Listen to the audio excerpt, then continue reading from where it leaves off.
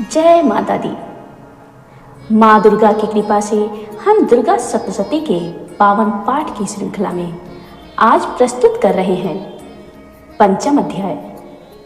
इस अध्याय में माँ दुर्गा की महिमा और उनकी अपार शक्ति का वर्णन किया गया है, जो हमारे जीवन के सभी कष्टों का नाश करती है।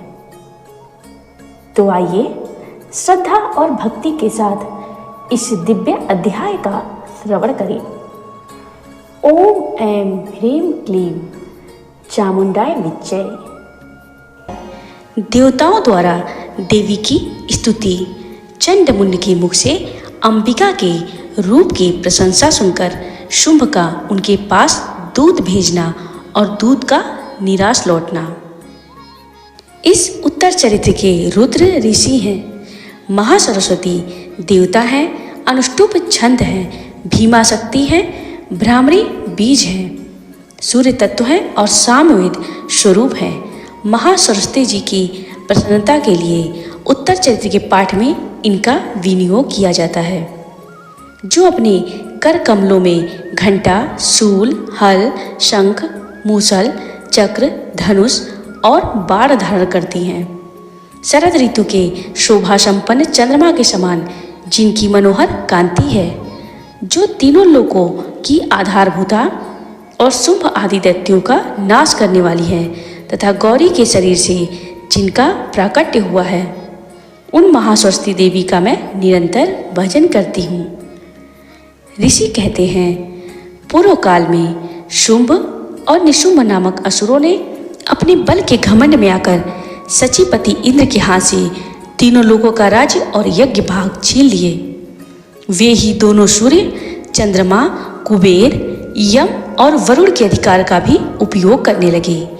वायु और अग्नि का भी कार्य वे ही करने लगे। उन दोनों ने सब देवताओं को अपमानित, राज्यभ्रष्ट, पराजित तथा अधिकारहीन करके स्वर्ग से निकाल दिया।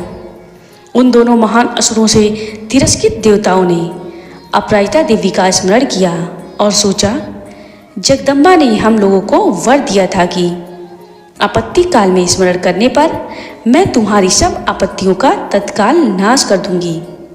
यह विचार कर देवता गिरिराज हिमालय पर गए और वहां भगवती विष्णु माया की स्तुति करने लगे। देवता बोले, देवी को नमस्कार है, महादेवी शिवा को सर्वदा नमस्कार है, प्रकृति एवं भद्रा को प्रणाम है। हम लोग नियम पूर्वक जगदम्बा को नमस्कार करते हैं। रुद्रा को नमस्कार है, नित्या, गौरी एवं धात्री को नमस्कार है। ज्योत्सनामयी चंद्र रूपिणी तथा सुख स्वरूपा देवी को सतत प्रणाम है। शरणागतों का कल्याण करने वाली वृद्धि एवं सिद्धि रूपा देवी को हम बारंबार नमस्कार करते हैं। नैऋति राक्षसों की लक्ष्मी, राजाओं की लक्ष्मी तथा सर्वाणी शिव पत्नी स्वरूपा आप जगदम्बा को बार बार नमस्कार है। दुर्गा, दुर्गपारा, दुर्गम संकट से पार उतारने वाली, सारा सबकी सारभूता, सर्वकारिणी, ख्याति, कृष्णा और धूम्रा देवी को नमस्कार है। अत्यंत सौम्य एवं अत्यंत रौद्र रूपा देवी को हम नमस्कार करते हैं। उन्हें हमारा बारंबार प्रणाम है। जगत की आधारभूता कृति देवी को बारंबार प्रणाम है। जो देवी सब प्राणियों में विष्णु माया के नाम से कही जाती है, उनको नमस्कार, उनको नमस्कार, उनको बारंबार नमस्कार। जो देवी सब प्राणियों में चेतना कहलाती है, उनको नमस्कार, उनको नमस्कार, उनको बारंबार नमस्कार है। जो देवी सब प्राणियों में बुद्धि रूप से स्थित है, उनको नमस्कार, उनको नमस्कार, उनको बारंबार नमस्कार है। जो देवी सब प्राणियों में निद्रा रूप से स्थित है, उनको नमस्कार, उनको नमस्कार, उनको बारंबार नमस्कार है। जो देवी सब प्राणियों में क्षुधा रूप से स्थित है, उनको नमस्कार, उनको नमस्कार, उनको बारंबार नमस्कार है। जो देवी सब प्राणियों में छाया रूप से स्थित है, उनको नमस्कार, उनको नमस्कार, उनको बारंबार नमस्कार है। जो देवी सब प्राणियों में शक्ति रूप से स्थित है, उनको नमस्कार, उनको नमस्कार, उनको बारंबार नमस्कार है।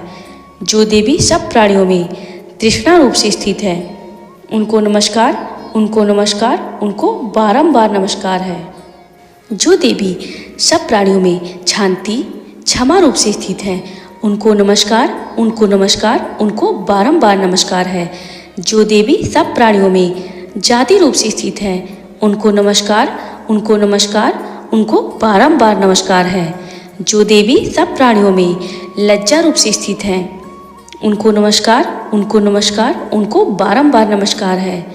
जो देवी सब प्राणियों में शांति रूप से स्थित है, उनको नमस्कार, उनको नमस्कार, उनको बारंबार नमस्कार है।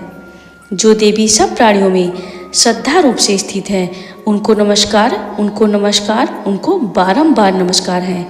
जो देवी सब प्राणियों में कांति रूप से स्थित है, उनको नमस्कार, उनको नमस्कार, उनको बारंबार नमस्कार है। जो देवी सब प्राणियों में लक्ष्मी रूप से स्थित है, उनको नमस्कार, उनको नमस्कार, उनको बारंबार नमस्कार है। जो देवी सब प्राणियों में वृत्ति रूप से स्थित है, उनको नमस्कार, उनको नमस्कार, उनको बारंबार नमस्कार है। जो देवी सब प्राणियों में स्मृति रूप से स्थित है, उनको नमस्कार, उनको नमस्कार, उनको बारंबार नमस्कार है। जो देवी सब प्राणियों में दया रूप से स्थित है, उनको नमस्कार, उनको नमस्कार, उनको बारंबार नमस्कार है। जो देवी सब प्राणियों में तुष्टि रूप से स्थित है, उनको नमस्कार, उनको नमस्कार, उनको बारंबार नमस्कार है।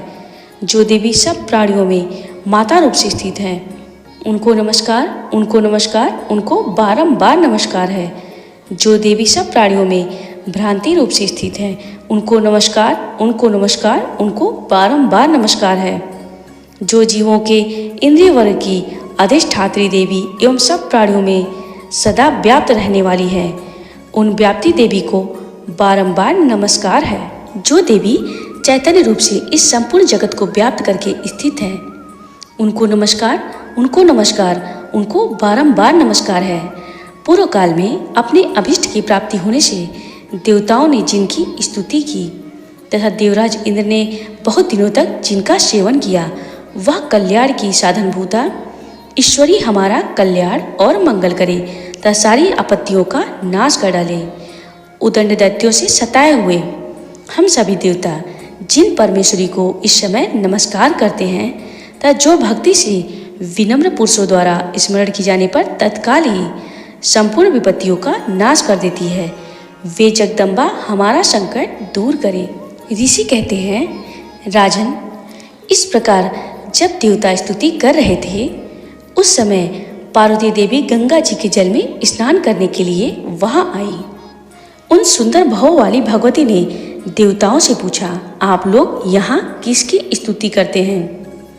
तब उन्हीं के शरीर को से प्रकट हुई शिवा देवी बोली, शुंभ दैत्य से तिरस्कृत और युद्ध में निशुंभ से पराजित हो यहाँ एकत्रित हुए ये समस्त देवता यह मेरी ही स्तुति कर रहे हैं। पार्वती जी के शरीर को से अंबिका का प्रादुर्भाव हुआ था, इसलिए वे समस्त लोकों में कौशिकी कही जाती हैं। कौशिकी के प्रकट होने के बाद पार्वती देवी का शरीर काले रंग का हो गया था, अतः वे हिमालय पर रहने वाली कालिका देवी के नाम से विख्यात हुई। तदनंतर शुंभ निशुंभ के भृत्य चंडमुंड वहां आए और उन्होंने परम मनोहर रूप धारण करने वाली अंबिका देवी को देखा।